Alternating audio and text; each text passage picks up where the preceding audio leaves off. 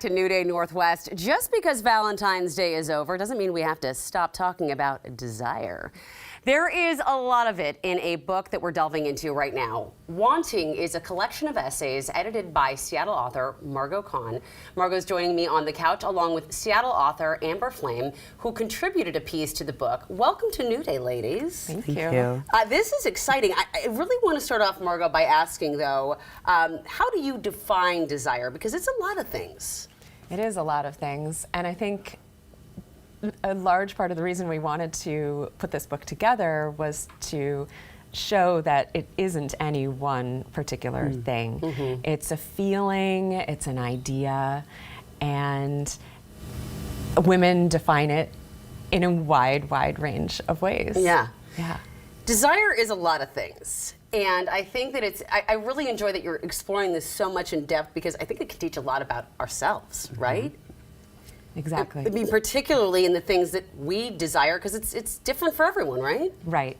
And something we found in so many of these stories is that we often want a couple of different things at the same time. We have conflicting desires at once. Yes. You know?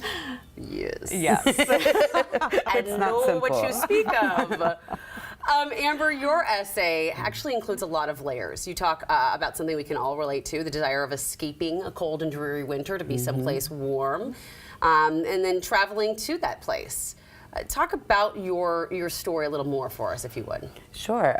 So I juxtapose this trip I took myself on, this gift I gave myself of escaping Seattle, escaping the dreary, snowbound, to go somewhere warm, with this sort of grief of being a mom who has a child who's coming of age and asking the really kind of impossible, hard questions while you're recovering from a heartbreak. So while you're not getting any, your kid is asking about the any and asking really complicated questions about it. So I thought it was really a way to, I read a lot about grief, and so it was a way to juxtapose grief with something lighter and something that is just simply, you gotta laugh. You gotta laugh at a kid's questions. Yes. They do not understand. Well, you do, and you gotta answer those questions honestly and clearly. And so this discussion with your kids was about the birds and the bees.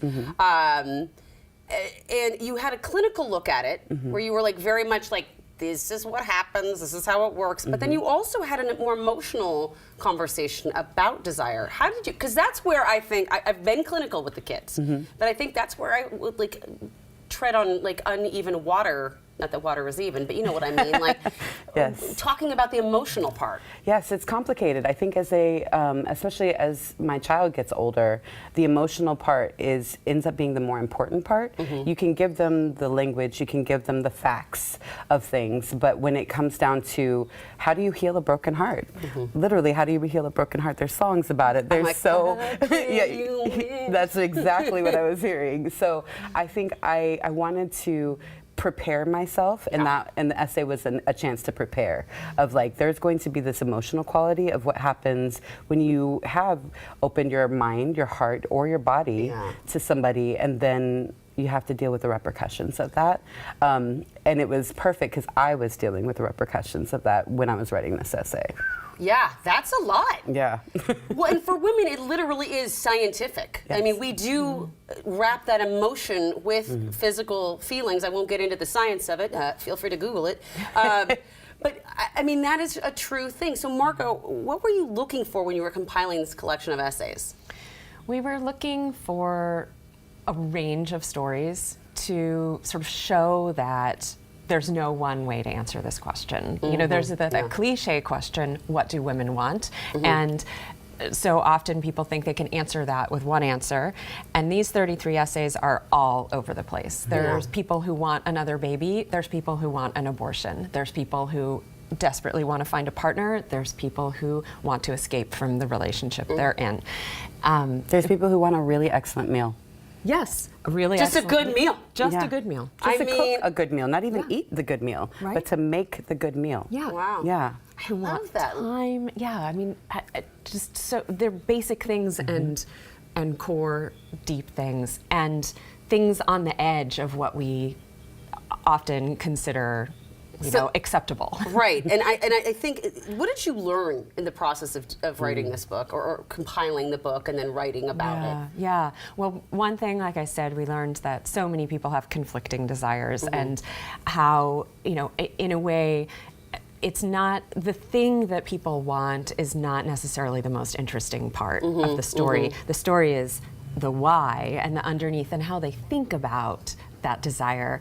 And we were often looking for people who were willing to go to the place of not just saying, I want the trip to Tahiti, or I want the martini, or I want the new dress, but what's driving the want for that particular thing?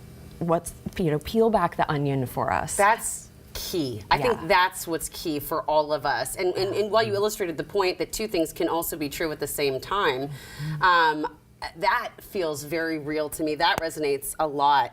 Amber, you wrote the essay. Were there other essays in this book that really resonated with you? Oh, absolutely. So I started doing a slow read of this one, and I have to say, I love even how it starts. The first essay is just this short little thing where it's saying, it's almost a litany of, I want this, and I want that, and I want this, and I want that.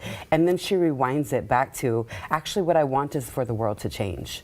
What I want is for the world to give us space to be, and to explore, and to create, and to write, and so the wanting, as you said, it's like it's deeper than the layer of like, I want time to create.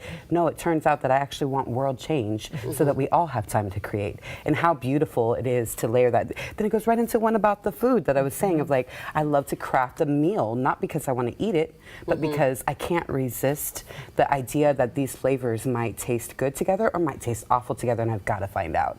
And so to have those two just to launch the book was, I was hooked. I was hooked right away. Well, I think it's fascinating, and if y'all out there have never read like an anthology of essays or a collection of essays, it is such a nice, rewarding thing to do because you get these little pieces, and I, like you said, through the slow read. Thank you so much for coming and sharing this collection. Thank you for sharing your story. Thank you. And y'all, if you want to hear more from Margot and Amber, they'll both be at a book event tonight, February 16th, at the Elliott Bay Book Company. So go check that out. Meantime, the